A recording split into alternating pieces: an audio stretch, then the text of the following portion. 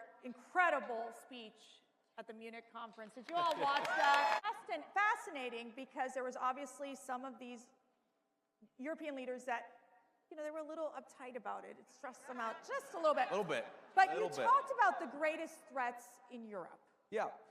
So, look, the greatest threat in Europe, and I'd say it was the greatest threat in the United States until about 30 days ago, is that you've had the leaders of the West decide that they should send millions and millions of unvetted foreign migrants into their countries. That is the biggest threat to Europe. And frankly, it remains, by the way, the biggest threat to the United States because, yes, we've got 4 years of President Trump's leadership, but I guarantee you, if the Democrats ever get power again, they're going to try to do it again.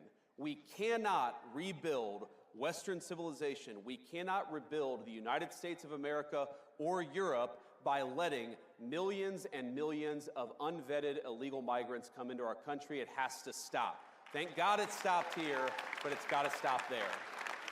And a related issue, Mercedes, is you can't just stop it. You have to allow European peoples, and of course the American people too, to raise issues about it. Right. You have to allow free speech to debate this stuff. You have to stop doing things to the populations of the world. You've got to give the populations of the world the opportunity to speak up and say, no more of this BS. We want borders. We want sovereignty. We want to be able to speak our own mind in our own country. And I guarantee you, if we don't allow free speech, and of course, the Biden administration, I made this point, Mercedes, the Biden administration did more to destroy free speech, not just in the United States, but also in Europe, than any administration in American history. I'm not even blaming the Europeans. I'm actually saying you follow the lead of Joe Biden into censorship and mass migration. Follow the lead of Donald J. Trump, and that's free speech, borders, and sovereignty. That is the future for our shared civilization. And I will tell you something that is really, truly remarkable that's happening at CPAC is, and we had our second CPAC International Summit yesterday, and we have many of these conservative European leaders with us today, where we stand in solidarity because they have an opportunity to basically make Europe great again, make Asia great again, make Latin America great again. And so in essence, I think your message was very well received by many of those conservative leaders across the globe. But what does this mean with the U.S. now that, in giving that speech, what does this mean with the U.S.'s relationship with Europe?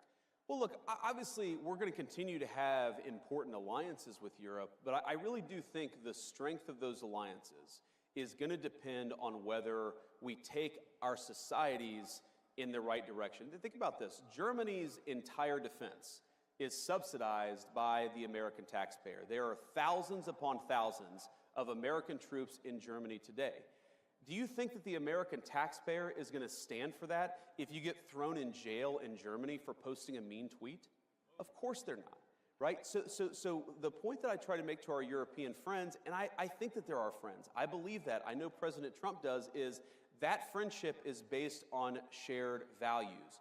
You do not have shared values if you're jailing people for saying we should close down our border. You don't have shared values if you cancel elections because you don't like the result, and that happened in Romania. You do not have shared values if you're so afraid of your own people that you silence them and shut them up. So let's have shared values. Let's defend democracy. Let's have free expression, not just in the United States, but all over the Western world. That is the path to strong alliances in Europe. We had Ambassador Rick Riddell with us yesterday. He'll be on the CPAC stage during these conferences. He has like 3 jobs, or 4 or 5. Yes, he does.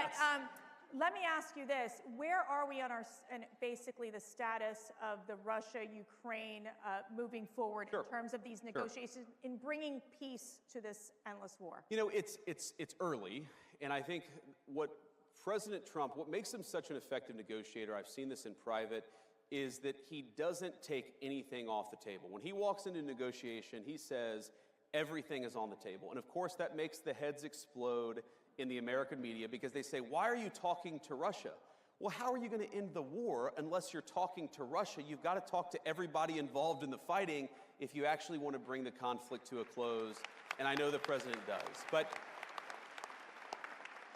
I'll tell you the goals that animate President Trump's policy. It's really simple. He wants the killing to stop. He wants to bring lasting peace to Europe. He doesn't just want to stop it now and have the war restart a month from now. He wants to bring lasting peace to Europe because the president believes this, and he's absolutely right. Peace is in the interest of Russia. It's in the interest of Ukraine. It's in the interest of Europe. But most importantly, peace is in the interest of the American people, and he's going to fight for it for the remainder of his administration. Wherever war breaks out, he's going to be the president of peace. Now, he, of course, is a very good negotiator, a very good businessman. He recognizes that a lot of these issues are tough.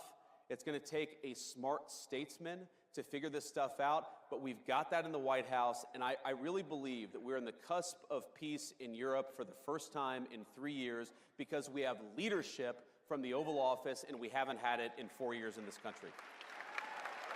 Ed and I mentioned this right when we started the conference. We're honored by the presence of 2 hostages that were freed after the Hamas atrocity, the tragedy that we've seen happen. And we have several of the family members as well who still, there they are. Where their loved ones are still being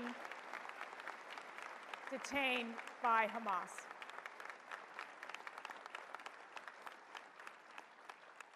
What is your message to these hostage families, these survivors? Our message is that President Trump loves you.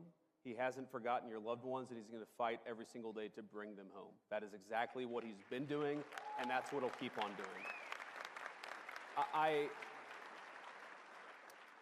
I was actually talking with one of my best friends about this a couple of days ago. Can I be your best friend too? Yes. Okay. I think we all want to be your best friend, right?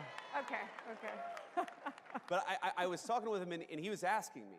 He was like, well, I don't understand. Why was Biden unable to do this? And then, like, the minute that Donald Trump won, we started to make progress in bringing the hostages home. And I said, man, it's just a question of leadership. You actually need a president who is willing to pick up the phone and say, you got to bring these people home. No. We're not focused on that crap right now. We're focused on bringing hostages home. And then when the negotiations hit a wall, because they always do, you need a president who picks up the phone and says, cut this crap out. We've got to make progress, and you've got to keep that pace going. It's leadership. It really is. And I saw it behind the scenes. And what the president did is he empowered, in particular, because this was before we were inaugurated. This is before we had our great Secretary of State, Marco Rubio, or any of the great people around us.